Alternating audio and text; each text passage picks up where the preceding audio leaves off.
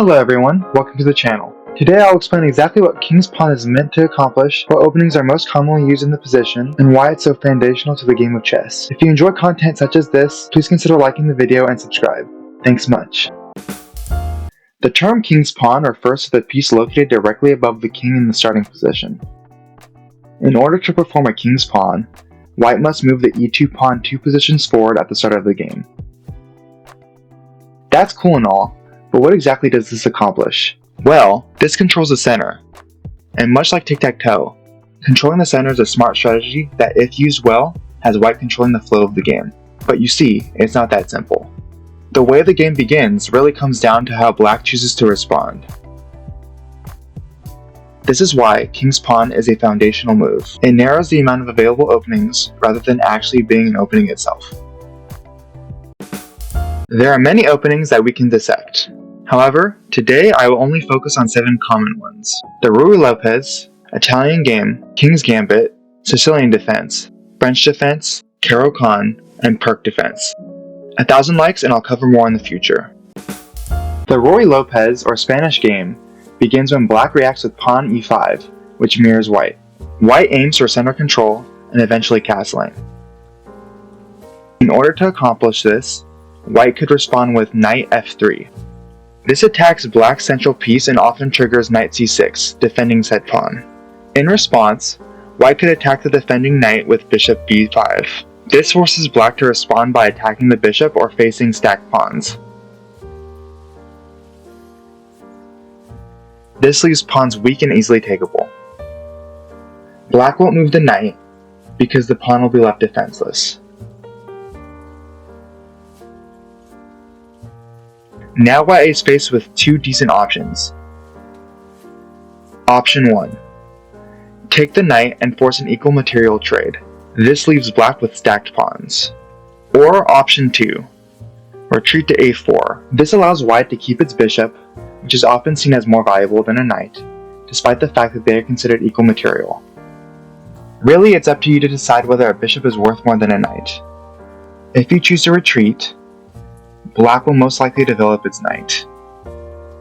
Now White castles and keeps the knight nice and fortified, going to the mid-game. Watch out for those pesky rooks and their back-rank mates.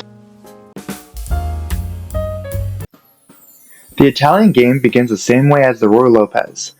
Black mirrors White with pawn e5. The major difference between the Italian Game and Ruy Lopez opening is retrospective bishop positions. White's bishop moves to c4 instead of b5. Now Black can respond with bishop c5, because their knight is not being threatened, and one bishop is active. In this position, White can castle, which fortifies the king for mid-game. Or they can move their knight to c3. Their knight is in the game, and d5 is being attacked 3 times, which better controls the center. King's Gambit begins like the previous openings. Black mirrors White with pawn e5. However, White responds with pawn f4, which Black takes with no trade. White moves their knight to f3.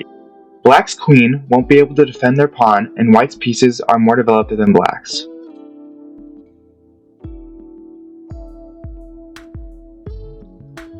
Alternatively, White moves the bishop to c4. This applies pressure to the weak f7 pawn that is only defended because of the king. However, if you like to castle, do the knight variation. The queen won't be able to attack, and the bishop and rook can apply pressure to these pawns later. Black responds c5. Black starts the opening, but White determines whether the defense is open or closed. It all depends on the knight. Knight c3 closes the defense, and knight f3 opens it. A closed defense signals no clear intention to open the center. An open defense does. Moving knight to f3 can cause a pawn chain that, when broken up, can lead to equal trading and the knight controlling these squares. Notice how these bishops are free to move. This is what makes the variation open. The closed variation moves knight to c3. Black could respond with a6. White responds with pawn f4. Black goes e6, and now white develops its other knight.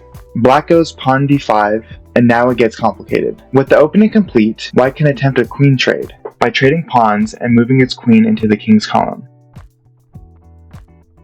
However, in order to pull this off, black will have to sacrifice its castling rights, or misplace a bishop or knight. Do not bet on the strategy working. The French defense begins with black playing pawn e6. White responds with pawn d4. Black attacks the pawn with pawn d5. There are two different moves white can make that change the variation of the defense. If white moves knight to d2, Tarrasch's variation begins. If white moves it to c3, Winwehr's variation begins. Tarrasch's variation removes the possibility of pinning the knight, but closes off white's bishop for another turn.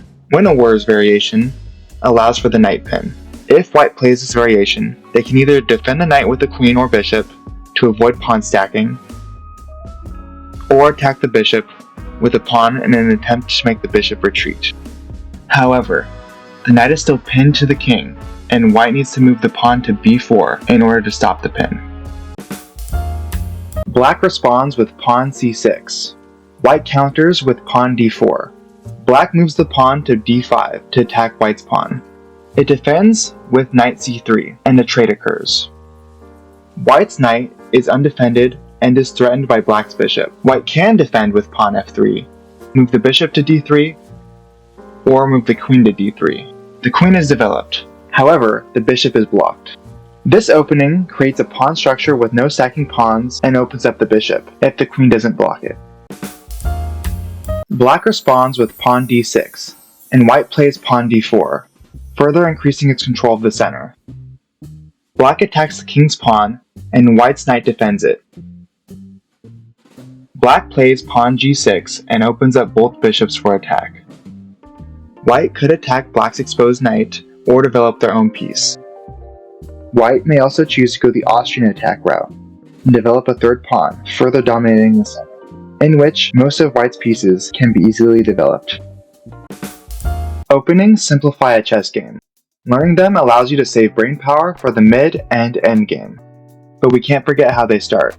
Some of the most common and easy to memorize openings begin with the king's pawn. Hello everybody, welcome to the end of the video. If you enjoyed it, please leave a like and subscribe. And if you learned anything, comment down below and tell me what you learned. I have 5 videos on this channel as of right now, so please, if you're interested, check them out. And I have other content in the works. I have a Hollow Knight video that should be out in a couple months, so stay tuned for that. And yeah, that's it. This is Fresh Snack Matt signing off. Thank you so much.